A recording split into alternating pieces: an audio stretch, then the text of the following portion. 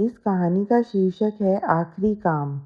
एक बूढ़ा कारपेंटर अपने काम के लिए काफ़ी जाना जाता था।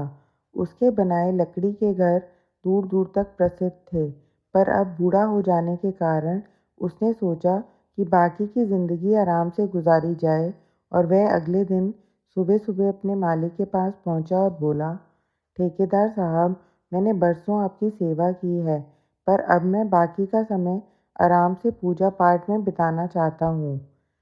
कृपया मुझे काम छोड़ने की अनुमति दें।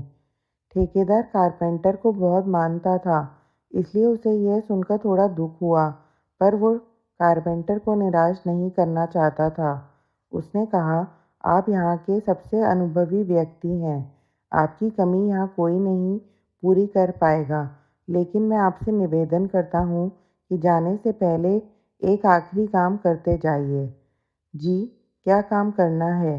कारपेंटर ने पूछा। मैं चाहता हूँ कि आप जाते जाते हमारे लिए एक और लकड़ी का घर तैयार कर दीजिए। ठेकेदार घर बनाने के लिए ज़रूरी पैसे देते हुए बोला।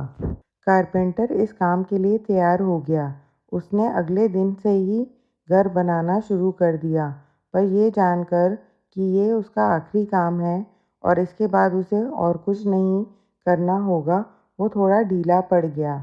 पहले जहाँ वह बड़ी सावधानी से लकड़ियाँ चुनता और काटता था, अब बस काम चलाऊ तरीके से ये सब करने लगा।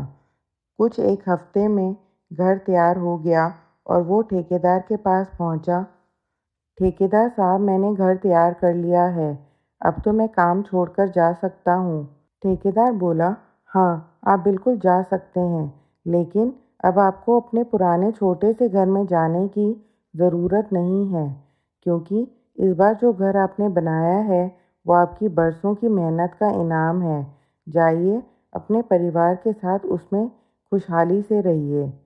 कारपेंटर यह सुनकर स्तब्ध रह गया। वह मन ही मन सोचने लगा, कहाँ मैंने दूसरों के लिए एक से बढ़कर एक घर बनाए और अपने घर को ही इतना घटिया तरीके से बना बैठा। काश मैंने ये घर भी बाकी घरों की तरह ही बनाया होता।